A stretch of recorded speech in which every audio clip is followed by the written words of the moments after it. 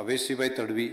માન્ય અધ્યક્ષશ્રી, સૌપ્રથમ તો અમારા સાહેબ છોટાઉદેપુર જિલ્લામાં માન્ય મંત્રીશ્રીએ કહ્યું એમ કે દિવસે વીજળી આપવાનો નિર્ણય થયો એને અમે આખા જિલ્લા વતી ખેડૂતો વતી હું આભાર માનું છું માન્ય મુખ્યમંત્રી અને માખ્ય કનુભાઈ દેસાઈનો સાહેબ.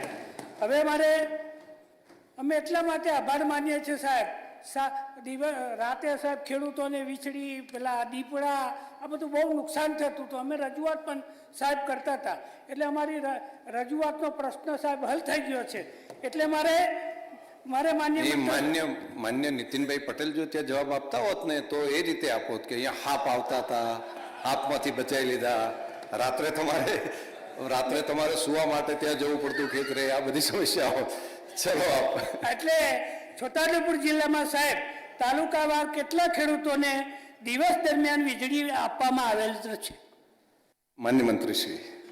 માન્ય અધ્યક્ષશ્રી, છોટાઉદેપુર જિલ્લામાં ટોટલ 846 ગામોના 42,670 ખેડૂતોને આપવામાં આવ્યું છે.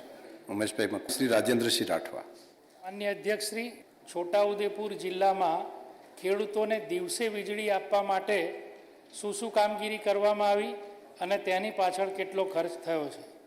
અધ્યક્ષશ્રી, છોટાઉદેપુર જિલ્લાના ખેડૂતોને દિવસે વીજળી આપવા માટે 66 કેવીનું એક નવીન સબસ્ટેશન અને 66 કેવીની 45.5 સર્કિટ કિલોમીટર નવી વીજ લાઇન નાખવામાં આવી છે અને એ માટે 32 કરોડનો ખર્ચ થયેલો છે. માન્ય છોટાઉદેપુર જિલ્લાના તમામ સમાચાર માટે આપનું છોટાઉદેપુર યુટ્યુબ ચેનલને સબસ્ક્રાઇબ કરી બેલ આઇકન દબાવશો.